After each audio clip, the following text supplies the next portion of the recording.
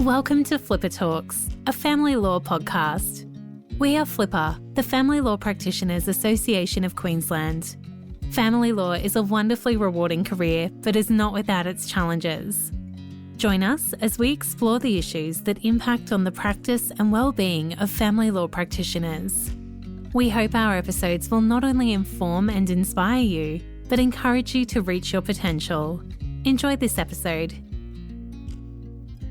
I'm Matt Taylor, and this is a recurring segment we're calling Things I Wish I Knew, in which I pair a senior member of the profession with a comparatively less experienced practitioner and invite them to chat. Today, the role of sensei will be filled by barrister, mediator, and the very distinguished, dare I say venerable, Neil McGregor.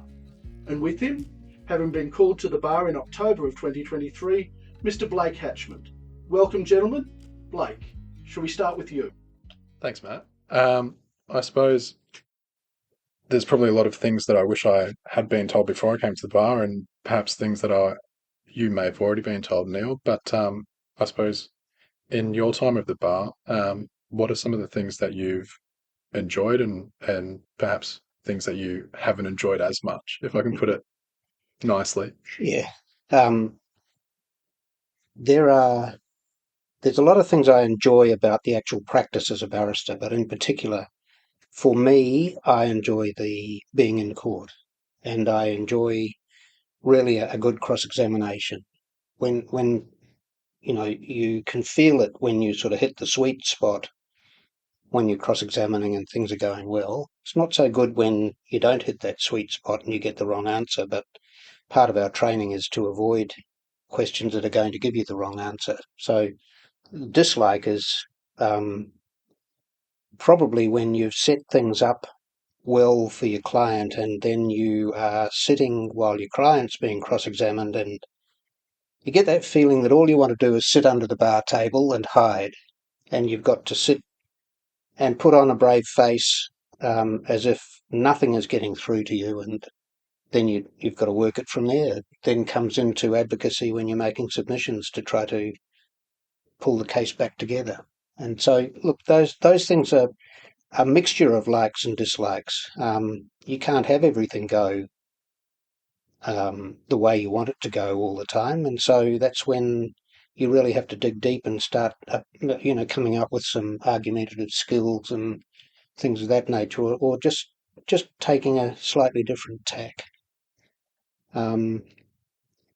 Obviously, it's busy. Sometimes the dislikes are the pressure of time that you've got to prepare something ready for trial, and you've got another brief stacked up waiting, and you know that you're going to be burning the midnight oil, but that just comes with the territory. It's something you get used to. That was certainly something I had heard a lot about before I came to the bar, was the pressures and the burning the midnight oil, and especially when, as you said, you've got stacked up brief, trial after trial. What do you do to kind of manage that, or how do you deal with it? Well, it gets easier as the more experience you get. You can read things a lot faster. You sort of know what's coming, even though you don't actually know. But there's a lot of a brief that you can skim and get to the more important parts where you're going to want to cross-examine, and you can focus on those. You probably don't have to do as much legal research, although that's still a good idea even at my stage of the game, because there's always more recent cases that you can come up with that might be more relevant to the judge. Maybe there's a twist in what you thought the law was, and you really have to be on top of those. But you sort of keep an eye on that as you are going through your day-to-day life as a barrister, so that you when you have a problem in a case, there's something that tells you, I need to look at this particular point again because there's something recent about it. So I think it gets easier just through experience, just through that store of knowledge that you collect. That's the way I feel about it anyway. Yeah. Do you do anything in terms of, I suppose, managing the workload in terms of setting aside days, or making sure that you block out time just to have time to yourself, as opposed to, especially when you've got that really big block of trials. Not really is the answer to that. Each case depends. You've just got to do what you have to do, and it takes as long as it's going to take. And then I tend to worry about the next one when I've finished that. At times, you're not absolutely focusing on one case at any one time. If you know that there are certain cases you've got lined up that are coming up, and you see some authorities that might assist you, well, you'll just earmark them, make a note of them or whatever. So you are actually preparing at all times leading up to the trial that you might be going to do, or the appeal you're going to do. I just don't think it's delineated by putting trials into boxes, although largely, that trial that you're in before Judge X demands all of your attention at the time, but in between, during adjournments or overnight or whatever, you don't stop thinking about the other ones that are on your shelf waiting to be prepared. And I think subconsciously we're preparing trials all the time, and it seems to work. It's probably not very scientific, but it's worked for me. So, Blake, you've just recently come to the bar, about 12 months, is that right? Yeah, coming up to 12 months. Yeah. So October this year will be right. Be that mark for me. How have you enjoyed it? Great so far. Yeah. I certainly haven't looked back. I think something that you said in terms of what you liked at the bar and what you enjoyed being in court was definitely one of those landmarks for me or one of the tells for me that I wanted to come to the bar as opposed to being a solicitor. Right. And when you were a solicitor, did you appear in court as a solicitor advocate, or for interim hearings? I did, but no trials. I was always briefing. I think something, at least from my practice as a solicitor, just with the file loads that I know a lot of solicitors would have as well, it's so difficult with the amount of time that usually goes into preparing cross-examination, things like that. It was always something better to have a barrister do. Yeah. From my perspective as a solicitor. But in a way, you see, that's helped to prepare you for the bar, because sitting in court and watching the court proceedings go through, listening to cross-examinations, listening to submissions, listening to the individual judges dressing people down or witnesses down, that's all experience that is invaluable. I still, if I've got time, instead of just walking the floors, if there's an interesting trial, I'll go and sit in. It doesn't matter how senior or junior the practitioners are that are in the matter, you still pick up points. Sometimes they're good points. Fresh eyes have a fresh way of dealing with things, and it's quite enlightening to listen and just see what they've done. Conversely, of course, you can see some mistakes being made that it reinforces it, or don't do that. I don't think you can ever grow out of that. I think that we've always got something to learn. It's like some of the conferences, you think, oh, I don't need to go to that, I've heard that all before. But there's always a twist that is helpful. And those are the twists that stick in the mind when you are on your feet. Yeah, and that's certainly something, obviously, in our readership year at the bar, we have to do a set amount of hours observing more senior members of the profession. And that's something that I've definitely enjoyed, being able to sit in the back of court with no real horse in the race. Yeah. And just being able to really pay attention to what the judge is looking at, what they're commenting on, and what each counsellor involved in the matter and how the witnesses are dealing, how everyone's responding to it. I think there's a real place for not only barristers but also solicitors to, if you have the opportunity. It's hard with everyone's kind of workloads and time constraints. But if you have the opportunity, as you said, instead of walking around the floors and at court, to sit in the back and take note of what's happening. Yeah. The other thing is to use more senior people as mentors. Well, not even just senior people, but everyone around you. Bounce ideas off, talk it through, get advice.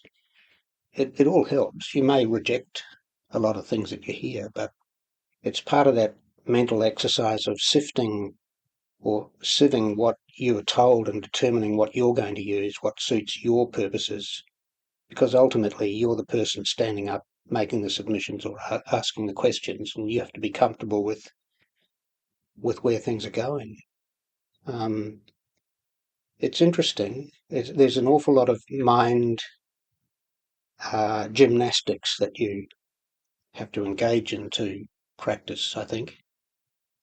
How have you found dealing with lay people, the clients, because it's an awfully emotional area that we are indulging in, I think takes a lot of psychology, a lot of empathy, and sometimes some just downright good but hard advice that has to be given to clients. Are you comfortable with doing all of that?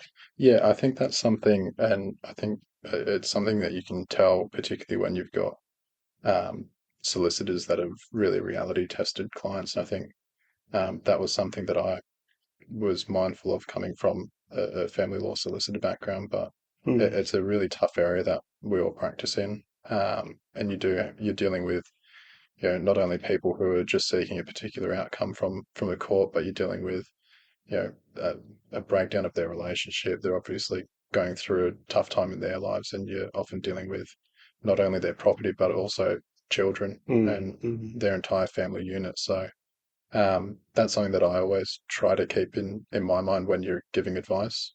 We obviously have to give frank advice, because otherwise wouldn't be really helping them if we sugarcoat anything. But keeping in mind that you're dealing with people, people and families, and you've got to take into account that they are going to be emotional and really tailor it to that. I think that usually helps them come to terms with, particularly if you're not giving advice that they might want to hear. It really helps them to understand that you have to give them this advice, but it helps them to know that you understand that it's not what they want to hear, and they are going to be struggling to cope with it. The system itself helps in that, I find. I think when you look at all the times that people appear before the court, from the first appearances before judicial registrars and then senior judicial registrars, and then mentions before judges, and the dealings that they're having with their solicitors through time, sooner or later in that process, they will be getting the message that what they are looking for just isn't feasible. And often I've found that they get to my stage where we're about to walk into court, and you give them the advice that you think that they may not have heard. You've been warned by the solicitor, this client doesn't listen. And I've found that on a number of occasions I've simply given the advice and the client has just caved straight away. And the look on the solicitor's face is priceless, because the jaw drops. I remember that. They say, "How did you do that?" And really, it's not me. It's just the cumulative effect of the system, and the fact that they are just about to walk into court and either win or lose in a big way. And it's quite rewarding, that. Yeah. So where do you see yourself maybe in the next 5 years? Hopefully still here. Yeah. Still practicing. I certainly, I really enjoy practicing in family law. So I hope that I just continue to build my practice and really just get further experience and keep building on that. But certainly I think hopefully still practicing, maybe a bit, more well known in terms of being over and appearing in front of the judges that we have over there a bit more. But there's a lot of scope to get a lot of appearances, particularly with the Section 102NA scheme, which I used to do a lot of it, but I've steered away from it now. But there's still a lot of openings for people to do that work. It doesn't pay terribly well and it can be quite stressful, but it's a great way to get experience. Yeah, it is. It is. But you really have to look after the practical side as well. One of the big faults, I guess, with being at the bar is that we don't set aside money for tax. We should do, because it's a real strain when tax time comes around and you're starting to do quarterly tax payments and the like. Make sure you calculate what you should be putting aside each week or each month, and do that religiously, because it's not pleasant when you realise you're probably about to go into debt further for that. Keep on top of your administration, keep on top of your CPD points, and just extending your education all the time. It is a real godsend to do those sort of things. And look after yourself physically and mentally. I don't think we appreciate what sort of mental strain or emotional strain some of what we do, how much it affects us. I've had times during my career where I've just thought, I want to give this up, it's too much. But there's a thing called compassion fatigue, and it is similar to post-traumatic stress disorder, and I think it's recognised as a mental illness, and you just need to take steps to try to ensure that you avoid that by debriefing. There's no shame in going to professionals and getting assistance if you are feeling the stress. It's much better to do that early rather than late. And of course, physical exercise is one of the best releases, as I understand it, for the stress that we do feel, and have budget for holidays, because we need them. I don't think we're alone in that, but I think we deal with an awful lot of stress, and one day, if we don't deal with it, we'll pay the price, whether that be a heart attack or dementia or something like that. Pretty fatal. Yeah, I think very, very important that we all kind of keep that in mind. Yeah. Thank you for all your time this afternoon. It's a pleasure. And certainly imparting on me and hopefully everyone else that listens. All of the takeaways that you've had, I've certainly taken a lot from it. Great. No, it's nice to meet you, and I wish you well. Thank you. We'll be opposing each other shortly. Look forward to that. That's the thing, isn't it? And it doesn't matter how senior or junior the person is. A good adversary is a good adversary. And I've found indeed that some of the litigants in person who can keep their emotions at bay are the toughest opponents, because they know the facts inside out. That they just can't be underestimated. Yeah. So there you have it, people. There's no easy way to give the hard advice. There's no age at which you should stop learning. Thank you, Neil. Thank you, Blake. Thanks for listening. It's a pleasure. Thank you for listening to Flipper Talks, a family law podcast. We hope you enjoyed the podcast today. We confirm that the information we discussed today was just that, information for educational and entertainment purposes only. It is not specific advice. If something discussed has you considering whether you should take steps, it is important to make sure you get professional advice about your unique situation before you proceed, whether that be legal, financial, accounting, medical, or other advice. Please reach out to Flipper if there's another topic you'd like explored, and if you know someone who might benefit from the show, remember to tell them about it. Thank you for listening.